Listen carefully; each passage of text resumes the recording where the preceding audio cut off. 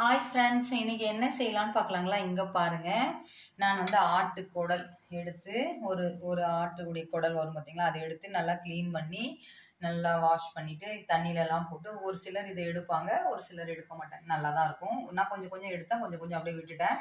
எல்லாம் க்ளீன் பண்ணி வச்சுருக்கேன். இப்போ வந்து கடாய் வச்சுக்குங்க. கடாயில் எண்ணெய் போட்டுக்குங்க. நான் இது வந்து ஒரு லைட்டாக ஃப்ரை, நான் ஏற்கனவே ஒரு கிரேவி வச்சுருக்கேன். நான் வந்து கொஞ்சம் அப்படியே தொக்கு பதத்துக்கு தான் இப்போ நான் செய்ய போகிறேன். சிம்பிளான மசாலாவில் எண்ணெய் இங்கே பாருங்கள், ஒரு குழிக்கரண்டி எண்ணெய் போட்டிருக்கேன். பாருங்க, எண்ணெய் காஞ்சிட்ருக்கு. ஒரு ஏலக்காய், ஒரு 3 லவங்கம், ஒரு 2-3 பட்டை துண்டு, இவ்வளோதான் மசாலா. ஒரு 3 பச்சை மிளகா, ஒரு 3 வெங்காயம் பொடியாக கட் பண்ணி வச்சுருக்கேன். 3 வெங்காயம் நல்லா போட்டு இது வதக்குங்க. இது ஓரளவுக்கு ஒரு 95% வந்து வெந்துடுச்சிங்க ஃப்ரெண்ட்ஸ். அதனால் நம்ம வந்து கடாயிலே செய்கிறோம், இல்லைன்னா இந்த குக்கரில் வேணால் கூட வச்சுக்கலாம். 95% வெந்துடுச்சு. இந்த வெங்காயம் நல்லா வதங்கட்டும் நமக்கு.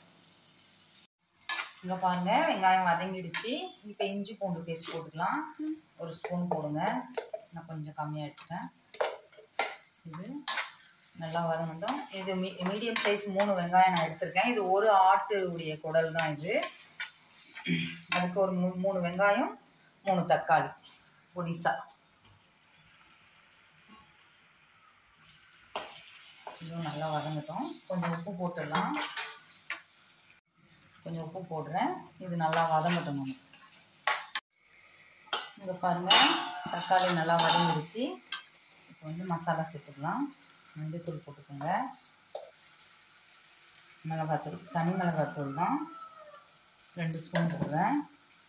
தனியாத்தூள், இது வீட்டிலே அரைச்ச தனியாத்தூள், இந்த இதால் 3 ஸ்பூன் போடுறேன்.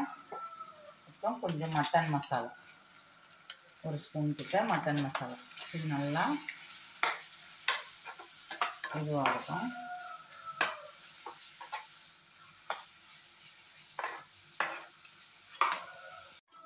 இப்போ இது போட்டாச்சு. இது எல்லாம் ஓரளவுக்கு வாசனை போயிருக்கு.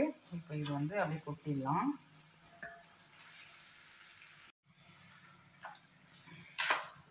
எல்லாம் போட்டு அப்படியே சோம்பு இருந்தால் போட்டுங்க ஃப்ரெண்ட்ஸ். என்கிட்ட சோம்பு காலி ஆயிடுச்சு, அதனால் நான் சோம்பு போட்டிருக்க மாட்டேன். சோம்பு போட்டிங்கன்னா சூப்பராக இருக்கும். இது எல்லாத்தையும் அப்படியே கலந்து விடுங்க. தண்ணி ஊற்றி கொஞ்சம் வேக வைக்க போகிறோம், அப்படியெல்லாம் இது பண்ண போகிறதில்ல. வந்து எல்லாத்தையும் ஒன்றாக்கிடுங்க.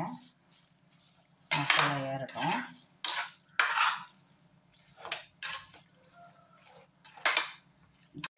நான் தண்ணி ஊற்றுறேன், ஒரு கிளாஸ் தண்ணிக்கிட்ட ஊற்றுறேன். ஏன்னா நமக்கு வேகணும், அதனால் அப்படியே ஒரு கலந்து விட்டுருங்க. நம்ம ட்ரையாக தான் நான் ஒரு சாதத்தில் போட்டு பிணைஞ்சி சாப்பிட்ற மாதிரி, இல்லை சப்பாத்திக்கு அந்த மாதிரி தான் செய்கிறேன். இது வேகட்டும் நல்லா, சரிங்களா? வெந்து நம்ம தண்ணியெலாம் வற்றட்டும்.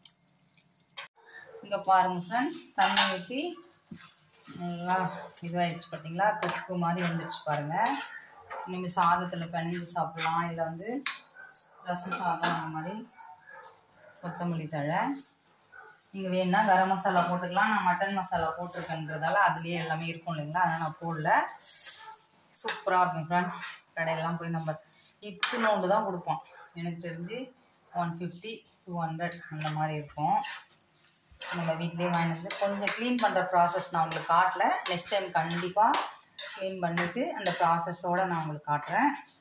இது வந்து தொக்கு குடல், ஆட்டு குடல் தொக்கு ரெடி ஆகிடுச்சு. சிம்பிளான மெத்தடு, ரொம்ப ஈஸியாக இருக்கும். ட்ரை பண்ணி பாருங்கள். எப்படி வந்ததுன்னு சொல்லுங்கள். லைக் பண்ணுங்கள், ஷேர் பண்ணுங்கள், சப்ஸ்கிரைப் பண்ணுங்கள். என் பொண்ணு வளையல் எடுத்து காட்டுறேன். சப்ஸ்கிரைப் பண்ணுங்கள். நெக்ஸ்ட் வீடியோவில் பார்க்கலாம். Bye friends.